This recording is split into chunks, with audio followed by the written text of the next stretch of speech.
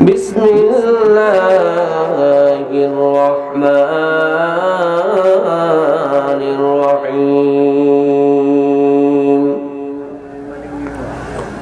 يا أيها الذين آمنوا اتقوا الله حق تقاته ولا تموتن إلا وأنتم مسلمون قال النبي صلى الله عليه وسلم القيس من دان نفسه وعمل لما بعد الموت والعاجز من أتبع نفسه هواها وتمنى على الله وقال سبحانه وتعالى في شان حبيبه ومحبوبه مخبرا وعامرا إن الله وملائكته يصلون على النبي يا أيها الذين آمنوا صلوا عليه وسلموا تسليما محبت درود شريف قريب اللهم صل على محمد وعلى آل محمد كما صليت على إبراهيم وعلى آل إبراهيم إنك حميد مجيد اللهم بارك على محمد وعلى آل محمد كما باركت على إبراهيم وعلى آل إبراهيم إنك حميد مجيد या इलाही बुला ले हमको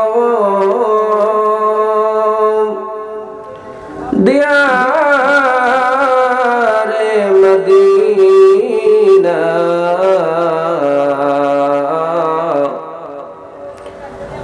या इलाही बुला ले हमको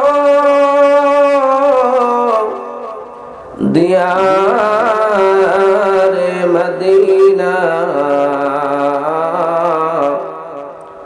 या इलाही बना ले हमको गुबारे मदीना बलगल उला बिकमालिही मोहब्बत है कशफत दुजा बिजमालिही हसनत जमीउ खसालिही सल्लू अलैहि वालिही ইমানের পথে অবিচল থেকে আমার মরণ যেন হয় কথা ঠিক কিনা ইমানের পথে অবিচল থেকে আমার মরণ যেন হয় তোমারই কাছে মিনতি আমার তোমারই কাছে মিনতি আমার মহামহিম দয়াময় ইমানের পথে অবিচল থেকে আমার মরণ যেন হয় সুবহানাকা লা ইলমা লানা إلا ما علمتنا إنك أنت العليم الحكيم الحمد لله والشكر لله একলাসপুর পাম্প হাউস বাইতুল আমান জামে মসজিদ কর্তৃক আয়োজিত 12তম তাফসীরুল কোরআন মাহফিলের সম্মানিত সভাপতি সাহেব, উপস্থিত জাতির মাথার মুকুট হযরত উলামায়ে কেরাম, মুরব্বী বাবারা, নওজোয়ান যুবক ভাইরা, কচিকাঁচা মাসুম বাচ্চারা, পর্দার অন্তরালের মা ও বোনেরা, সর্বপ্রথম শুকরিয়া আদায় করছি সেই মহান রব্বুল ইজ্জত আহকামুল হাকিমিনের দরবারে, যিনি আমাকে আপনাকে নেক হায়াত দিয়ে বিভিন্ন বিপদ আপদ মুসিবত অসুস্থতা সমস্ত কিসিম বালা মুসিবত থেকে হেফাজত করেন। আল্লাহ সুবহানাহু ওয়া তাআলা আমাকে আপনাকে আজকের জান্নাতের বাগানে দ্বীনি কিছু আলোচনা মুযাকারা করবার মতো, শুনবার মতো তৌফিক ব্যবস্থা আল্লাহ সুবহানাহু ওয়া তাআলা করে দিলেন। এজন্য দিল থেকে ইখলাসের সাথে কালিমাতুশ শুকর আদায় করি, বলে আলহামদুলিল্লাহ। সদা সর্বদা শুকরিয়া আদায় করব কার? আরো জোরে বলেন কার? খেয়ে থাকলেও শুকরিয়া আদায় করব কার? না খেয়ে থাকলে, সুস্থ থাকলে কার শুকরিয়া? অসুস্থ থাকলে কার শুকরিয়া? তাইলে সর্বহালতে প্রশংসা চলবে তার, সৃষ্টি যার। কথা ঠিক কিনা? মিষ্ট তিক্ত জাল মশলা করিয়াছে জন, মানুষকে দিলেন আল্লাহ উপরে পজিশন। মিষ্ট তিক্ত জাল মশলা করিয়াছে জন, মানুষকে দিলেন আল্লাহ উপরে পজিশন। তাই তো শুকরিয়া আদায় করি আল্লাহ তাআলার, বিশ্ব জাহান পয়দা হুকুমে তাহার। কথা ঠিক কিনা? আসমান বানাইছে কে? জমিন বানাইছে কে? চন্দ্র বানাইছে কে? সূর্য বানাইছে কে? জান্নাত বানাইছে কে? জাহান্নাম বানাইছে কে? সব কিছুর মালিক আল্লাহ। এজন্য সৃষ্টি যার, প্রশংসাও করব তার। রাজি আছি রে? যতক্ষণ থাকবো সুবহানাল্লাহ আলহামদুলিল্লাহ ইখলাসের সাথে জজবা নিয়ে বলতে পারবো তো ইনশাআল্লাহ। একটু আল্লাহর প্রশংসা, একটু সুবহানাল্লাহ, একটু আলহামদুলিল্লাহ, লা ইলাহা ইল্লাল্লাহ, এই তাসবিহগুলা কি আমরা মনোযোগ সহকারে বয়ান শুনবো তো পর্যায়ক্রমে এই কথাগুলা আমরা বলবো। তাহলে কি হবে? যে শয়তান যে একটা ধোঁকা দিতে আসে আমাদেরকে, ওই ধোঁকা থেকে আল্লাহ তাআলা হেফাজত করবে। মাঝে মাঝে কিছু তাসবিহ পড়লে, এজন্য কবি বলেন, हर कहीं बाशो लेकिन अंधों के दीवाना बाश, हर से कहीं बाशो लेकिन अंधों के दीवाना बाश, बा मोहम्मद हुशे बाशो बा खुदा दीवाना बाश। তোমার যা খুশি তাই হও, ইঞ্জিনিয়ার হও, ডাক্তার হও, আলেম হও, কৃষক হও, ব্যবসায়ী হও, চাকরিজীবী হও, কিন্তু মাঝে মাঝে আল্লাহর জন্য একটু পাগল হও। মাঝে মাঝে জজবা নিয়ে আল্লাহর জন্য একটু পাগল হও, কারণ একটু পাগলামি আল্লাহ সুবহানাহু ওয়া তাআলা পছন্দ করে। এজন্য আল্লাহ সুবহানাহু ওয়া তাআলা বলেন, বিসমিল্লাহির রহমানির রহিম,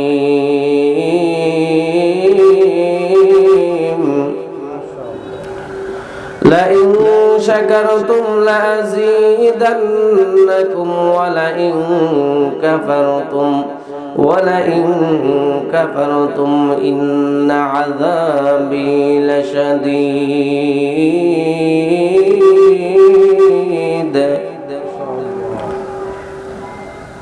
যে ব্যক্তি আল্লাহর নিয়ামত পাইলো, নিয়ামতের শুকরিয়া আদায় করলো, আল্লাহ সুবহানাহু ওয়া তাআলা তার নিয়ামতকে বৃদ্ধি করে দেয়। বলেন সুবহানাল্লাহ।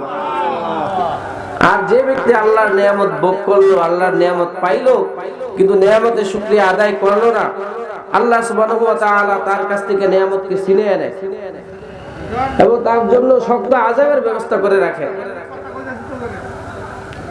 আল্লাহর আযাব শক্ত না কঠিন।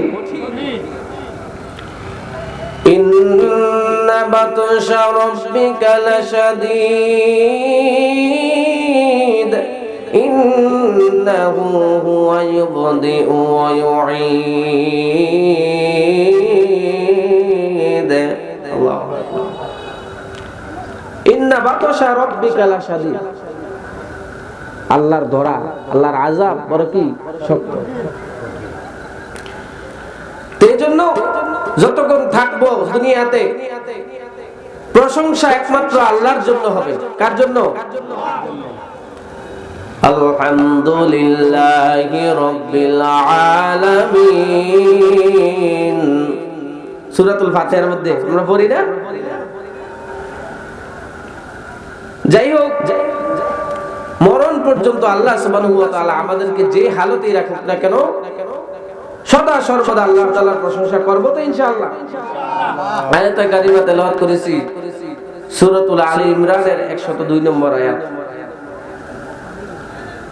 আল্লাহ রাসূল সাল্লাল্লাহু আলাইহি ওয়াসাল্লামের অসংখ্য হাদিস থেকে একখানা হাদিস আপনাদের সম্মুখে তেলাওয়াত করেছি। আল্লাহ সুবহানাহু ওয়া তাআলা আয়াত এবং হাদিসের সমন্বয়ে কিছু কথা আমার জবান দিয়ে আল্লাহ যেন এলকা করে দেয়, যে কথাগুলো আমার প্রয়োজন, আপনাদের প্রয়োজন, এবং আমাদের সকলকে যেন বলনেওয়ালা শুননেওয়ালা সকলকে আমল করার তৌফিক দান করেন। আমিন। আল্লাহ সুবহানাহু ওয়া তাআলা বলেন, ইয়া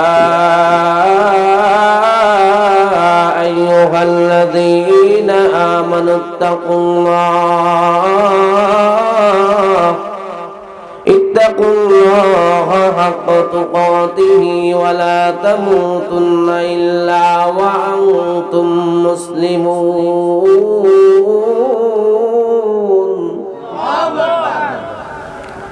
ইয়া আইয়ুহাল্লাযীনা আমানু, হে ঈমানদারগণ, হে বিশ্বাসীগণ, আল্লাহ সুবহানাহু ওয়া তাআলা আয়াতে কারিমার মধ্যে কাফেরদেরকে সম্বোধন করে নাই, মুনাফিকদেরকে সম্বোধন করে নাই, ইহুদি খ্রিস্টানকে সম্বোধন করে নাই। আল্লাহ সুবহানাহু ওয়া তাআলা বলেন, আমানু, ঈমানদার যারা আছো তাদের জন্য আমি আল্লাহ সুবহানাহু ওয়া তাআলা আদেশ জারি করলাম, নির্দেশ জারি করলাম। আয়াতে কারিমা আমি আল্লাহ সুবহানাহু ওয়া তাআলা আমার পয়গম্বরের উপর নাযিল করলাম, হে ঈমানদারগণ, আমি তোমাদেরকে ডাকতেছি, তোমরা শোনো। সুবহানাল্লাহ বলেন। বাপে যখন ডাক দেয় সন্তান কান লাগায় লাগায় শুনে কি শুনে না? মা যখন ডাক দেয় সন্তান কান পেতে শুনে, বন্ধু বন্ধুরে যখন ডাক দেয় কান পেতে পেতে শুনে। কথা ঠিক কিনা? এখন আল্লাহ রাব্বুল আলামিন বলতেছেন, হে বিশ্বাসীগণ, বিশ্বাসী কারা? যারা আল্লাহকে বিশ্বাস করে, জান্নাত দেখে নাই, জান্নাত আছে, জান্নাত বিশ্বাস করেন, জাহান্নাম দেখে নাই, জাহান্নাম বিশ্বাস করেন, আসমানের ফেরেশতা দেখে নাই, ফেরেশতা বিশ্বাস করেন। এমনি ভাবে অদৃশ্যের উপর যারা ঈমান আনে, সার সংক্ষেপ কথা হলো যে ঈমানদার কারা, সার সংক্ষেপ কথা হলো, সংক্ষিপ্ত কথা হলো, আল্লাহকে যারা মানে, আল্লাহকে যারা বিশ্বাস করে তারাই হলো ঈমানদার। সুবহানাল্লাহ বলেন। তাহলে আমরা সকলে আল্লাহকে বিশ্বাস করি তো? নাস্তিকেরা বলে দেয়ার ইজ নো গড, আল্লাহ বলতে কিছু নাই, যেটা না দেখি সেটা কি বিশ্বাস করি না। তো আল্লাহ সুবহানাহু ওয়া তাআলা বলতেছেন, হে বিশ্বাসীগণ, আল্লাহ আমাকে ডাকছে, এখন আমার উচিত কি? কান পেতে শ্রবণ করা। বিশ্বাসীর সার সংক্ষেপ কথা হলো, সংক্ষিপ্ত বিবরণ হলো এটা যে আল্লাহকে মেনে নেওয়া। কাকে মেনে নেওয়া? আল্লাহকে মেনে নেওয়া। এখন আল্লাহকে মেনে নেওয়ার অর্থ হলো আল্লাহর কথাগুলা মেনে নেওয়া, ঠিক কি না? তাহলে আল্লাহর কথা কি 30 পারা কোরআন। তাহলে আল্লাহকে মানা অর্থ হলো আল্লাহর কথাগুলো মানা। আর আল্লাহর কথা মানবো কখন? মানা হবে কখন? যখন আমি 30 পারা কোরআনকে মানবো। কিছু করব আর কিছু করব না, এটার নাম ঈমানদার না। এখন কেউ যদি বলেন হুজুর আপনাকে আমরা মানি, আপনারে ভালো লাগে, কিন্তু আপনার কথা আমাদের ভালো লাগে না, আপনার কথা বিশ্বাস হয় না, এটার নাম বিশ্বাস হলো? তাহলে আল্লাহকে বিশ্বাস করা তো আল্লাহর কথাও বিশ্বাস করা। আর আল্লাহর কথাগুলা কি? কোরআনুল কারীম, 30 পারা কোরআনুল কারীম। এখন আপনি কোরআনুল কারীমের হজের আয়াত মানলেন, যাকাতের আয়াত মানলেন না, পর্দার আয়াত মানলেন, রোজার আয়াত মানলেন না। তাহলে কিছু মানা আর কিছু না মানার নাম ঈমান হয় না। আল্লাহ রাব্বুল আলামিন বলেন আফাতুমিনুনা বিবা'দিল কিতাবি ওয়া তাকফুরুনা বিবা'দ ফামা জাযাউ মান ইয়াফআলু যালিকা মিনকুম ইল্লা খিzyun ফিল হায়াতিদ দুনিয়া ওয়া ইয়াওমাল কিয়ামাতি ইউরাদ্দুনা ইলা আশাদ্দিল আযাব ওয়া মাল্লাহু বিগাফিলিন আম্মা তা'মালুন। আল্লাহ রাব্বুল আলামিন বলেন তোমরা আমি আল্লাহর কিতাবের কিছু আয়াত মানবা, কিছু মানবা না, কিছু বিশ্বাস করবা, কিছু বিশ্বাস করবা না। আমার কিতাবের কিছু মেনে নেবা, কিছু মেনে নেবে না। এই শ্রেণীর লোক যারা, তাদের জন্য দুই প্রকার শাস্তি। কয় প্রকার? ইল্লা খিzyun ফিল হায়াতিদ দুনিয়া, দুনিয়ার জিন্দেগিতে লাঞ্ছনা আর বঞ্চনা। ওয়া ইয়াওমাল কিয়ামাতি ইউরাদ্দুনা ইলা আশাদ্দিল আযাব, আর আখিরাতের জিন্দেগিতে ভয়ঙ্কর শাস্তি, কঠিন শাস্তি। দুনিয়ার জীবনে লাঞ্ছনা আর পরকালে ভয়ঙ্কর শাস্তি তাদের জন্য। কাদের জন্য? বলে যারা আল্লাহর কিছু আয়াত মানে, কিতাবের কিছু অংশ মানে, কিছু অংশ মানে না, তাদের জন্য দুইটা শাস্তি। দুনিয়ার জীবনে লাঞ্ছনা আর বঞ্চনা কি? বলে কিয়ামত পর্যন্ত মানুষ ফেরাউনকে খারাপ জানে, ফেরাউনকে বদদুয়া দেয়, ফেরাউনকে অভিশাপ দেয়, ফেরাউনকে থুতু দেয়। কথা ঠিক কিনা? বলে এটা হলো দুনিয়ার জীবনে লাঞ্ছনা আর বঞ্চনা। আর পরকালে ফেরাউনের জন্য রয়েছে ভয়ঙ্কর শাস্তি। আর দুনিয়ার জীবনে সম্মান হলো কিয়ামত পর্যন্ত মুসা আলাইহিস সালাতু ওয়াস সালামকে মানুষ সম্মানের সাথে নাম নেয়। কথা ঠিক কিনা? তাদের জন্য পরকালে শাস্তি, শান্তি আর শান্তি, আবাদুল আবাদ, সুখ শান্তির জিন্দেগি আল্লাহ সুবহানাহু ওয়া তাআলা দিবেন। তো এজন্য আল্লাহকে বিশ্বাস করার নাম ঈমান। আল্লাহকে বিশ্বাস করতে হলে আল্লাহর কথাগুলো বিশ্বাস করতে হবে। আল্লাহর কথাগুলো কি? পবিত্র কোরআনুল কারীম। কথা ঠিক কিনা? তাহলে কোরআনুল কারীমের কিছু অংশ বিশ্বাস করব, কিছু অংশ বিশ্বাস করব না। তাহলে শাস্তি আছে দুই প্রকার। একটা হলো দুনিয়ার জীবনে লাঞ্ছনা আর বঞ্চনা, আর পরকালের জিন্দেগিতে কঠিন শাস্তিতে সে কঠিন শাস্তি পাইবে। নাউযুবিল্লাহ। তাহলে আমরা তো আল্লাহকে পরিপূর্ণ বিশ্বাস করি নাকি? এবং আল্লাহর কথাগুলো তো বিশ্বাস করি নাকি? তাহলে এখন আল্লাহ আমাকে ডাকতেছে, ইয়া আইয়ুহাল্লাযীনা আমানু, হে বিশ্বাসীগণ। তাহলে এখন আমাদের উচিত হলো আল্লাহ কি বলতে চায় এগুলা শ্রবণ করা। কথা ঠিক কিনা? ঈমান এমন একটা দামি দৌলত, মানে সারাটা জিন্দেগি একটা মানুষ নামাজ পড়লো, ইবাদত করলো, ইলম শিখলো, এত কষ্ট করে রোজা রাখলো, কিন্তু মরণের সময় সে ঈমান নিয়ে মৃত্যুবরণ করতে পারলো না। বলে এই নামাজ, এই আমল, এই ইলম তার কোনো কাজেই আসলো না। পরকালে তার জন্য রয়েছে ভয়ঙ্কর শাস্তি। আর ঈমান এমনই এক দৌলতের নাম, যেটা মানুষের দিলে থাকলে পরে আল্লাহ সুবহানাহু ওয়া তাআলা এত খুশি হয়, এত খুশি হয় একজন ঈমানদারের জন্য। আল্লাহ সুবহানাহু ওয়া তাআলা বলে একজন ঈমানদারের খাতিরে আল্লাহর পয়গম্বর আরবি আলাইহিস সালাতু ওয়াস সালাম বলেন, ক্বালা রাসূলুল্লাহ সাল্লাল্লাহু আলাইহি ওয়াসাল্লাম, লা তাকুমুস সাআতু হাত্তা ইউকালা ফিল আরদি আল্লাহ আল্লাহ। একজন ইমানদার বান্দা যতদিন এই দুনিয়াতে আল্লাহ বলনেওয়ালা একজন ঈমানওয়ালা দুনিয়ার জিন্দেগিতে থাকবে, ততদিন পর্যন্ত আল্লাহ তাআলা এই দুনিয়ার আসমান ধ্বংস করবে না, জমিন ধ্বংস করবে না, চন্দ্র ধ্বংস করবে না। এই দুনিয়ার কুল কায়নাত সবকিছু ঠিক রাখবে একজন ঈমানদারের কারণে। সুবহানাল্লাহ। তাহলে ঈমানদারের দাম আছে না নাই?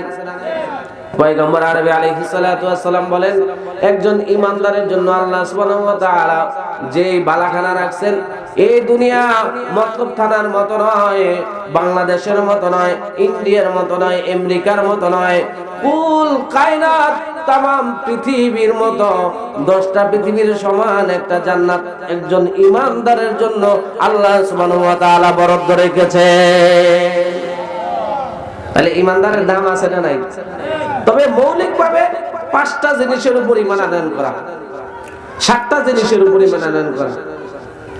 আমরা ঈমানে মুফাসসালের মধ্যে পড়ি না, আমানতু বিল্লাহ ওয়া মালাইকাতিহি ওয়া কুতুবিহি ওয়া রুসুলিহি ওয়াল ইয়াউমিল আখির ওয়াল কদরি খায়রিহি ওয়া শাররিহি মিনাল্লাহি তাআলা ওয়াল বা'সি বা'দাল মাউত। 7টা জিনিসের উপর আল্লাহর উপর ঈমান আনয়ন করা, ফেরেশতাগণের উপর ঈমান আনয়ন করা, কিতাব সমূহের উপর ঈমান আনয়ন করা, রাসূলগণের উপর ঈমান আনয়ন করা, ভালো মন্দ তাকদীরের উপর ঈমান আনয়ন করা, মৃত্যুর পর পুনরায় জীবিত হওয়ার উপর ঈমান আনয়ন করা। এই কথাগুলা মৌলিক কথা, এগুলোর উপর একটা যদি কেউ অবিশ্বাস করে তাহলে তার ঈমান থাকবে না। এজন্য ঈমানদারের বড় দাম। এখন আল্লাহ ঈমানদারকে সম্বোধন করছে, তো আমরা এখন শুনি আল্লাহ তাআলা কি বলতেছেন। আল্লাহ সুবহানাহু ওয়া তাআলা বলেন, হাক্কা তুকাতিহি,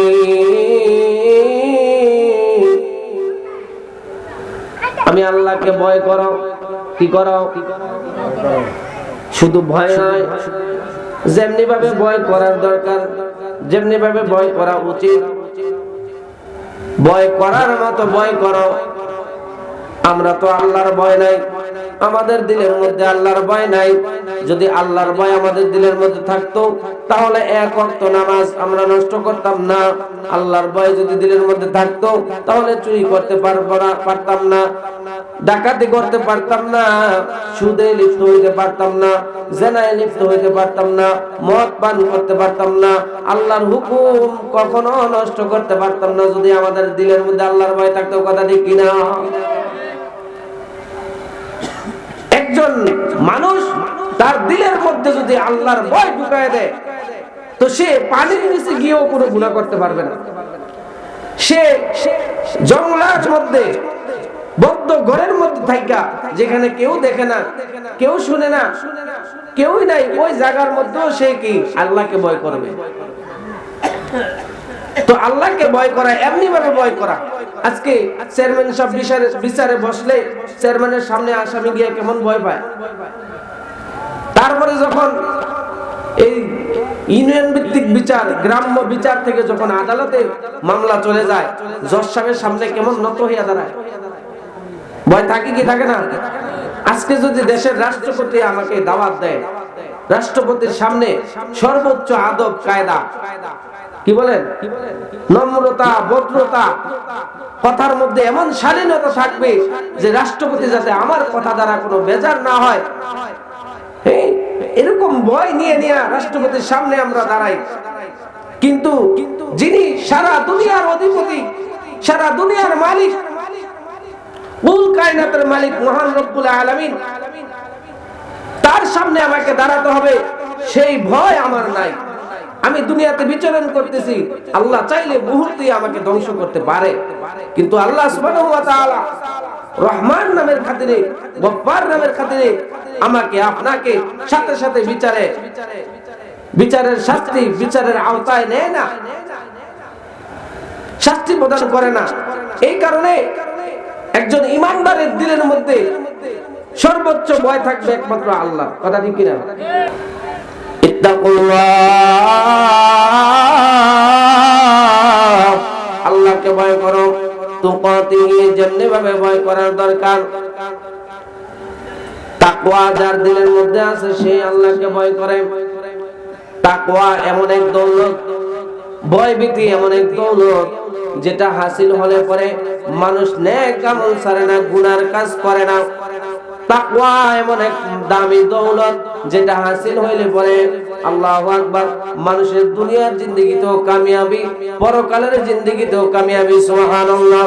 আল্লাহ রাব্বুল আলামিন বলেন, আল্লাযীনা আমানু ওয়া কানু ইয়াত্তাকুন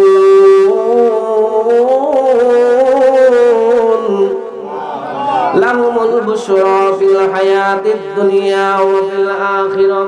আল্লাহ রাব্বুল আলামিন বলেন, কারো দিলের মধ্যে যদি তাকওয়া তৈরি হয়ে যায়, তাকওয়াওয়ালা ব্যক্তির জন্য আল্লাহর পক্ষ থেকে পুরস্কার হলো দুইটা। একটা হলো দুনিয়ার জীবনে তার কোনো চিন্তা থাকবে না, পরকালের জীবনে তার কোনো চিন্তা নাই, টেনশন নাই। দুনিয়াতেও সে সফলতা পাইবে, পরকালেও সে সফলতা পাইবে। সুবহানাল্লাহ। দুনিয়ার টেনশনও নাই, পরকালের টেনশনও নাই, পেটের চিন্তাও নাই, পিঠের চিন্তাও নাই। কথা ঠিক কিনা?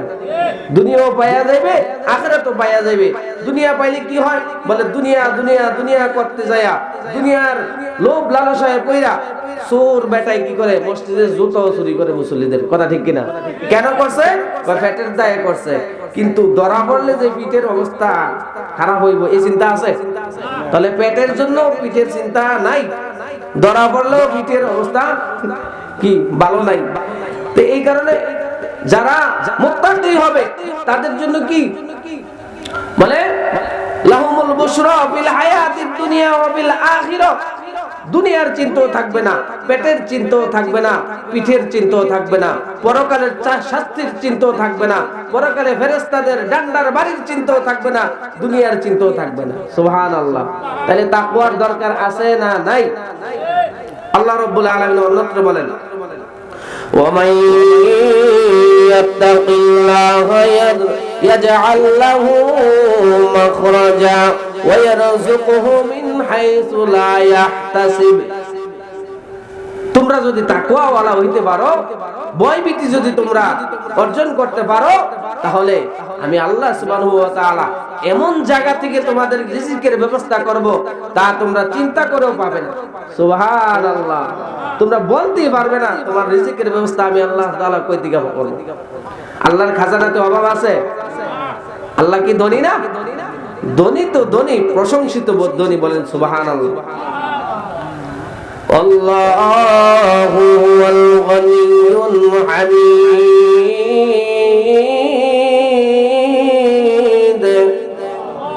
আল্লাহ রাব্বুল আলামিন এমন ধনী, প্রশংসিত ধনী। আর দুনিয়ার সব হলো কি? ফকির। ওয়াল্লাহুল গনিয়্যু ওয়া আনতুমুল ফুকারা ইলাল্লাহ।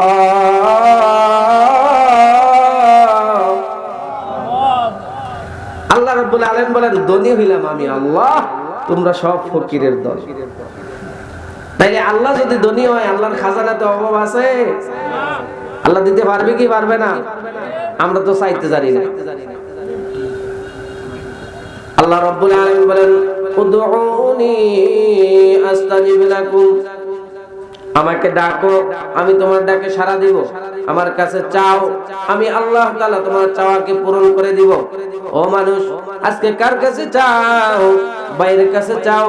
ভাই একবারের বেশি দুইবার চাইলে ভাই বেজার হয়ে যায়। বোনের কাছে একবারের বেশি দুইবার চাইলে বোন বেজার হয়ে যায়। বন্ধুর কাছে বন্ধু একবারের বেশি দুইবার চাইলে বন্ধু বেজার হয়ে যায়। মেম্বার সাহেবের কাছে একবারের বেশি দুইবার চাইলে বেজার হয়ে যায়। চেয়ারম্যানের কাছে একবারের বেশি দুইবার চাইলে চেয়ারম্যান বেজার হয়ে যায়। কিন্তু আল্লাহ রাব্বুল আলামিন বলেন, আল্লাহু আকবার, বান্দারে আমি আল্লাহকে ডাকো, আমি তোমার ডাকে সাড়া দিব। আমি আল্লাহর কাছে চাও, আমি আল্লাহ রাব্বুল আলামিন তোমার চাওয়াকে পূরণ করে দিব।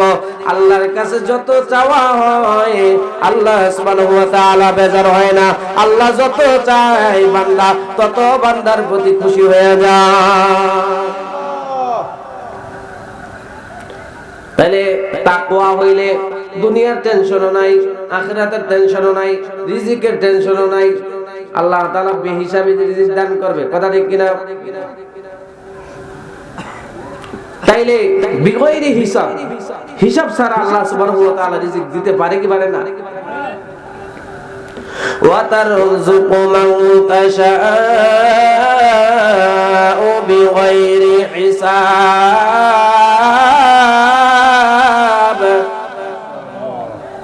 আল্লাহ তাআলা বলেন আমি আল্লাহ যাকে ইচ্ছা অপরিসীম রিজিক দান করে দেই। সুবহানাল্লাহ। তাহলে তাকওয়া ওয়ালা হইতে হবে। আর তাকওয়া অর্জন হইলে কি পুরস্কার? এক নাম্বার পুরস্কার বললাম দুনিয়ার চিন্তাও নাই, আখিরাতের চিন্তাও নাই। দুইটা বললাম। তিন নাম্বার পুরস্কার হলো আল্লাহু আকবার, রিজিকের টেনশনও নাই। চতুর্থ নাম্বারের পুরস্কার তাকওয়া ওয়ালা যদি হইতে পারে, ভয়ভীতি যদি দিলের মধ্যে ঢুকাইতে পারে, আল্লাহ রাব্বুল আলামিন বলেন হুদাল লিল মুত্তাকিন,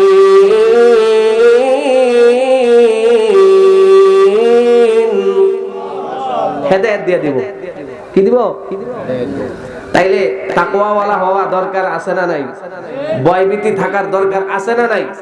তো আল্লাহ তাআলা এটাই বলতেছেন, হে বিশ্বাসীগণ, তোমরা যারা আমি আল্লাহকে বিশ্বাস করো, তোমরা যারা আমি আল্লাহকে মেনে নিয়েছো, ও বিশ্বাসীরা। মুফাসসিরিনে কেরাম বলেন বিশ্বাসী নয়, ঈমানদার নয়। মনে হয় যেন আল্লাহ সুবহানাহু ওয়া তাআলা বলতেছেন হে আমার বন্ধুরা।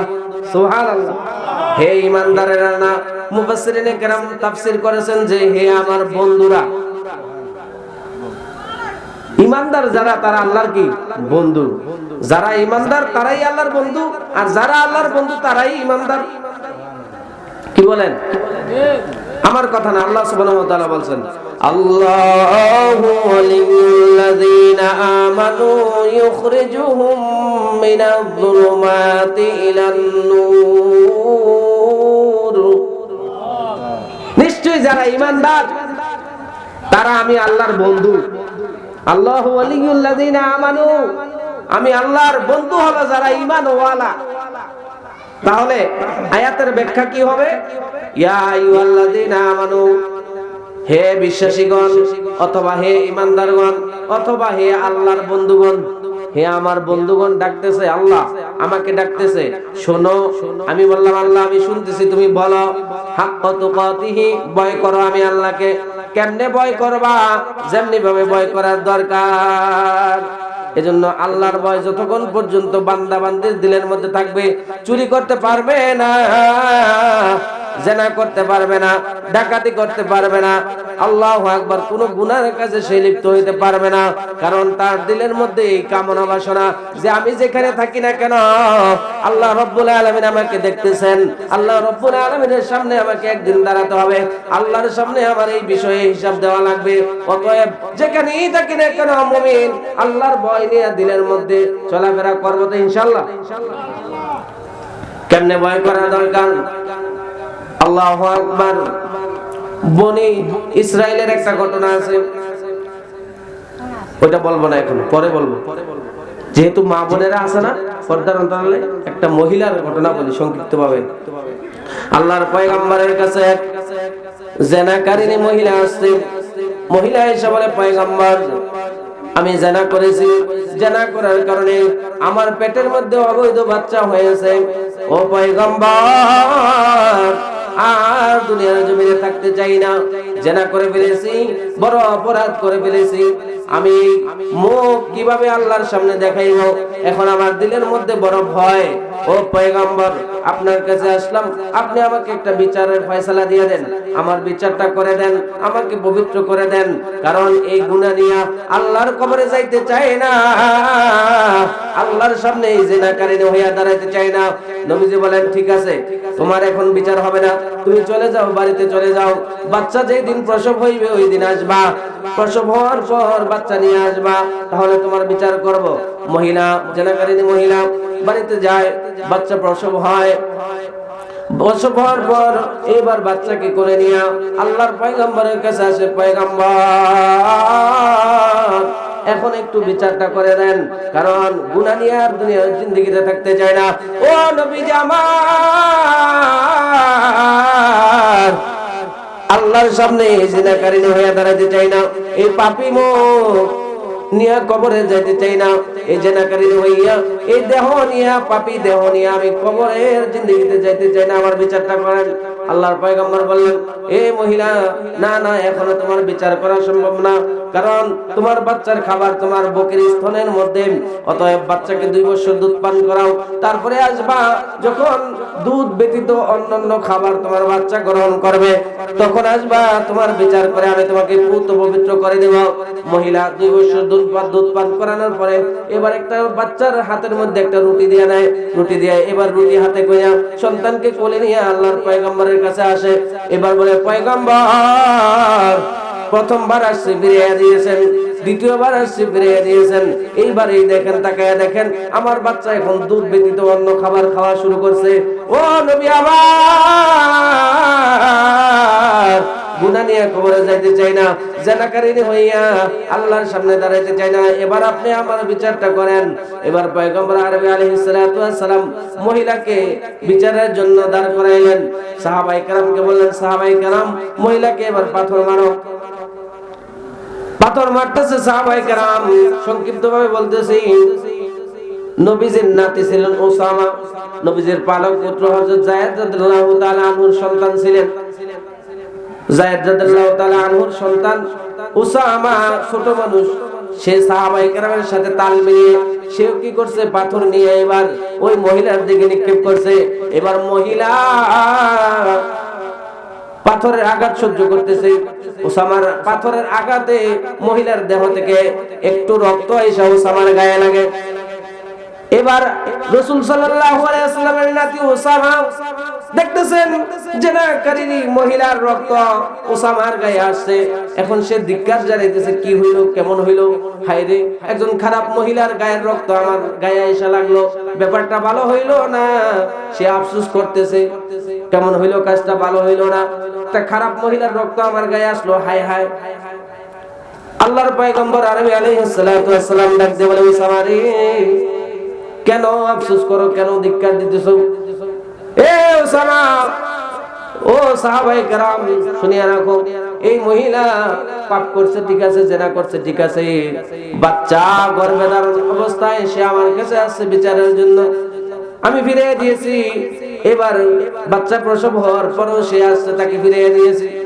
এবার যখন সে আসছে, আমার মনে হয় মহিলার দিলের মধ্যে আল্লাহর ভয় এমন ভাবে ঢুকছে, কারণ মৃত্যুবরণ করতে কেউ চায় না, মরতে কেউ চায় না।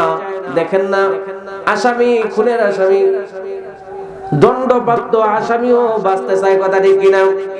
নিজের দোষ নিজে কখনো স্বীকার করে না, টাকা দিয়া দোষকে মুছে ফেলে, কথা ঠিক কিনা? ক্ষমতার বাহাদুরি দিয়া দোষকে ঢাইকা দেয়। তো এই মহিলার দিলের মধ্যে এমন ভয় ঢুকছে, আল্লাহু আকবার। এই মহিলা জানা করার পর দুইবার তারে ফিরিয়ে দিয়েছে। এবার তৃতীয়বার বিচারের জন্য, পবিত্র হওয়ার জন্য, আল্লাহর সামনে পবিত্র দেহ নিয়ে দাঁড়াইবার জন্য মহিলা তৃতীয়বার বিচারের জন্য আসছে। হে উসামা, হে সাহাবায়ে কেরাম, শুনে রাখো, এই মহিলা এমন ভাবে তওবা করছে, এই মহিলার তওবা যদি সমস্ত সাহাবায়ে কেরামের মধ্যে বন্টন করে দেওয়া হয়, এই গোত্রের মধ্যে যদি বন্টন করে দেওয়া হয়, উপস্থিত মানুষের মধ্যে যদি মহিলার তওবাকে বন্টন করে দেওয়া হয়, তাহলে এই এক মহিলার তওবা দিয়ে সকলে নাজাত পেয়ে যাবে। তাহলে এই তওবা কেন হচ্ছে? বলে দিলের মধ্যে ভয় ঢুকছে। দিলের মধ্যে কি ঢুকছে? ভয় ঢুকছে। এই জন্য হাক্কা তুকাতিহি ওয়ালা তামুতুন্না ইল্লা ওয়া আনতুম মুসলিমুন।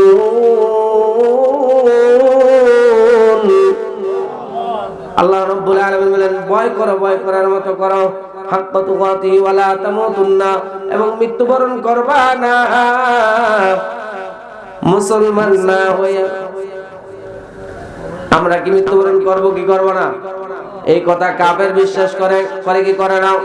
মুনাফিক বিশ্বাস করে, ইহুদি বিশ্বাস করে, খ্রিস্টান বিশ্বাস করে, হিন্দু বিশ্বাস করে, নামাজিও বিশ্বাস করে, বেনামাজিও বিশ্বাস করে, সকল মাখলুকাত বিশ্বাস করে যে একদিন আমাকে আপনাকে এই দুনিয়া ছেড়ে চলে যেতে হবে, কথা ঠিক কিনা? এক সময় এই দুনিয়াতে ছিলাম না, এখন আছি, আবার এমন একটা সময় আসবে কেউ থাকবো না।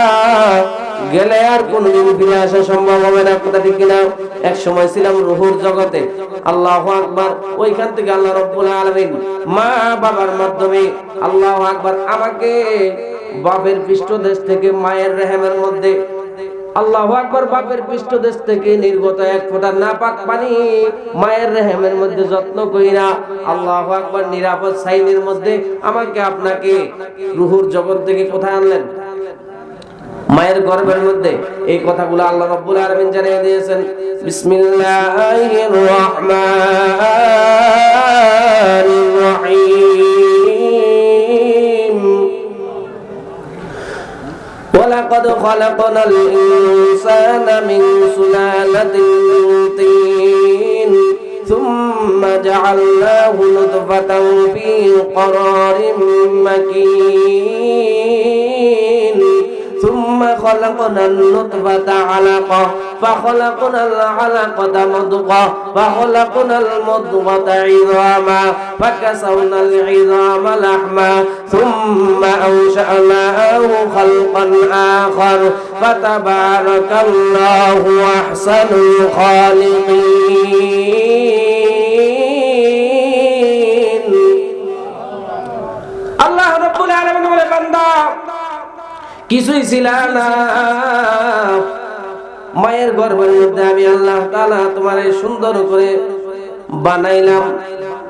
প্রথমে নাপাক পানি থেকে আমি আল্লাহ রাব্বুল আলামিন রক্তে পরিণত করলাম, জমাট রক্তে পরিণত করলাম, জমাট রক্ত থেকে গোশতে পরিণত করলাম, গোশত থেকে আল্লাহ রাব্বুল আলামিন বলেন তোমার দেহের কুচি কুচি হাড় দিয়ে আমি একটা স্ট্রাকচার বানাইলাম। এই কুচি কুচি হাড়ের মধ্যে আমি আল্লাহ সুবহানাহু ওয়া তাআলা গোশত ফিট করলাম।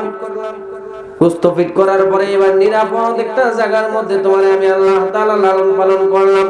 বান্দারে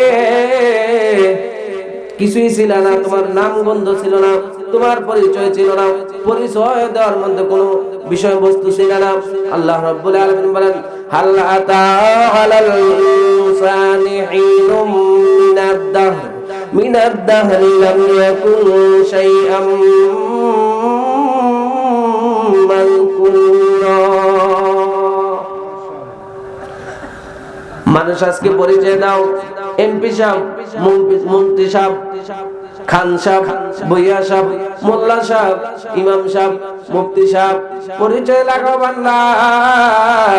এক সময় তোমার কোনো পরিচয় ছিল না, পরিচয় দেওয়ার মতো কোনো বিষয়বস্তু তুমি ছিল না, আমি আল্লাহ তোমার পরিচয়ের ব্যবস্থা করেছি। সুবহানাল্লাহ। বান্দারে দুনিয়ার জিন্দেগিতে আইসা আজকে আমি আল্লাহ সুবহানাহু ওয়া তাআলার হুকুম ভুলে গেলাম, আমি আল্লাহকে বাদ দিয়া লাত এবং উজ্জার পূজা করো। ও বান্দা, সারা দিন খেতে খামারে কাজকর্ম করো, জোহরের আজান আসে মসজিদের মিনার থেকে, আল্লাহু আকবারের ধ্বনি আসে, তুমি মসজিদে উপস্থিত নাই, আসরে উপস্থিত নাই, মাগরিবে উপস্থিত নাই, এশাতে উপস্থিত নাই, ফজরে আমি আল্লাহ সুবহানাহু ওয়া তাআলার বরাতের ডাক মসজিদের মিনার থেকে মুয়াজ্জিন সাহেব দেয়। ও বান্দা, তুমি তখনও উপস্থিত হইলে না। ও বান্দা, মনে রাখো, যে রিজিকের জন্য পেরেশান, ব্যবসার জন্য পেরেশান, চাকরির জন্য পেরেশান, খেত খামারের জন্য পেরেশান হইলা, আল্লাহু আকবার, খামারের জন্য পেরেশান হইলা, ও বান্দা, এক সময় তুমি তো কিছুই ছিল না, তোমাকে আমি আল্লাহ তাআলা এত সুন্দর করে বানাইলাম। রিজিকের অন্বেষণ করতে যায় আমি আল্লাহকে ভুলে গেলাম। ও বান্দা, মায়ের গর্ভের মধ্যে তোমারে আমি আল্লাহ সুবহানাহু ওয়া তাআলা সুন্দর করে যত্ন করে খাওয়াইছি কি খাওয়াই নাই? আল্লাহ রাব্বুল আলামিন, আল্লাহু আকবার, মায়ের নাভির সাথে সন্তানের নাভির তারটা জোড়া লাগায়া মায়ের মাসিক ঋতুস্রাবকে বন্ধ করে দিয়া নাভির মাধ্যমে মায়ের রক্ত পান করায়া মায়ের গর্ভে আমাকে আপনাকে নিরাপদ সাইনের মধ্যে লালন পালন করেছে। আল্লাহ রাব্বুল আলামিন বলেন কাইফা তাকফুরুনা বিল্লাহ ওয়া কুনতুম আমওয়াতান ফাআহইয়াকুম সুম্মা ইউমীতুকুম সুম্মা ইউহয়ীকুম সুম্মা ইলাইহি তুরজাউন।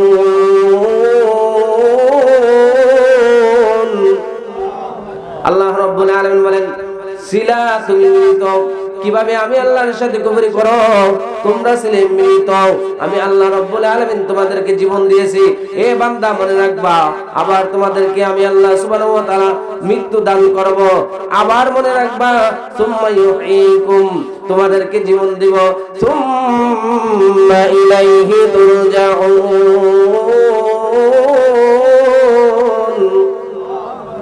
তাহলে আবার তোমাকে জীবিত করে আমি আল্লাহর সামনে তোমাকে দাঁড় করাবো। অতএব এক সময় ছিলাম না, এখন আছি, আবার থাকবো না, গেলে আর কোনদিন ফিরে আসবো না। তাহলে হাক্কা তুকাতিহি, ভয় করার মতো করো, ওয়ালা তামুতুন্না, মৃত্যুবরণ করবা না, ইল্লা ওয়া আনতুম মুসলিমুন, মুসলমান না হইয়া। হুজুর আয়েশা বলছে আজকের কথা এই পর্যন্তই। এক সময় ছিলাম না, এখন আছে, আবার থাকবো না, গেলে আর কোনোদিন ফিরে আসতে পারবো না। তাহলে যেতে হলে আমাকে কি করতে হবে? মুসলমান হয়ে যাইতে হবে নাকি? এটা কার কথা? আল্লাহর কথা। মুসলমানকে যার মধ্যে আছে ইসলাম সেই মুসলমান, আংশিক না, অল্প না। ইয়া আইয়ুহাল্লাযীনা আমানু উদখুলু ফিস-সিলমি কাফা, পরিপূর্ণভাবে দাখিল, যে পরিপূর্ণ ইসলাম যে মানে সেই মুসলমান। আল্লাহ সুবহানাহু ওয়া তাআলা যতদিন দুনিয়াতে বাঁচায়া রাখেন, ঈমান এবং আমলের সাথে যেন বাঁচায়া রাখেন, বলেন আমিন।